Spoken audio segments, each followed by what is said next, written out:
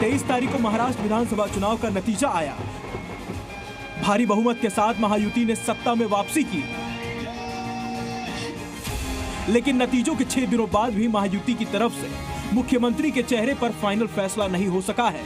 महाराष्ट्र की कमान किन हाथों में होगी, इसे लेकर मुंबई से दिल्ली तक सियासी भागम भाग जारी है। नतीजों के बाद से ही मैराथन बैठकों का सिलसिला भी चल रहा है। कल दिल्ली में देर रात तक अमित शाह के घर पर सीएम पद और मंत्री परिषद को लेकर मंथन हुआ। बैठक में जेपी नड्डा के साथ साथ देवेंद्र फडणवीस, एकनाथ शिंदे और अजित पवार भी मौजूद रहे।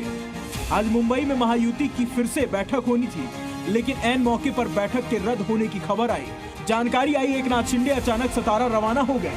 महायुति की बैठक को 2 दिन के लिए टाल दिया गया।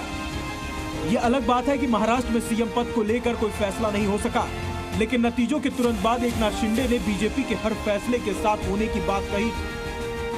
भारतीय जनता पार्टी के वरिष्ठ नेता जो निर्णय लेंगे मुख्यमंत्री पद के बारे में, जो उनका कैंडिडेट होगा, उसको हमारा शिवसेना का पूरी तरह समर्थन है, पूरी तरह हमारा पाटिंबा उनको है। ये आपको बताने के लिए मैंने आज सबको बुलाया है। एकनाथ शिंदे के इस बयान के बाद से लगातार बैठकों का दौर जारी है। कल देर रात महायुति के सभी बड़े नेता अमित शाह के घर पहुंचे थे। करीब 2.5 घंटे तक महाराष्ट्र के सियासी हालात पर मंथन हुआ। बीजेपी का कहना है कि अगले हफ्ते तक सरकार का गठन कर लिया जाएगा। मुझे लगता है नेक्स्ट वीक में ये फाइनल हो जाएगा, और जो कोई होगा हमें सिर्फ इस बात पे खुशी है कि ये स्टेबल गवर्नमेंट रहेगा। वहीं सरकार गठन में हो रही देरी को लेकर महाविकास आघाड़ी लगातार महायुति पर निशाना साध रही है। विपक्ष इसे महाराष्ट्र की जनता का अपमान बता रही है, तो वहीं दिल्ली में हो रहे फैसले को लेकर भी महायुति विपक्ष के निशाने पर। बात ऐसी है कि महाराष्ट्र की सभी बातें दिल्ली में डिसाइड होगी।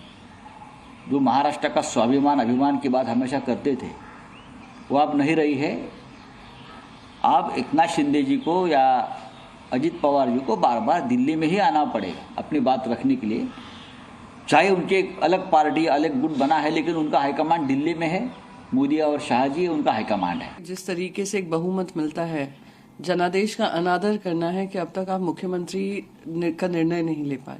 रोज खबरें चल रही हैं कि निर्णय हो गया है, पर वो घोषित नहीं किया जा रहा है। तो कहीं ना कहीं एक खींचतान भी दिख रही है।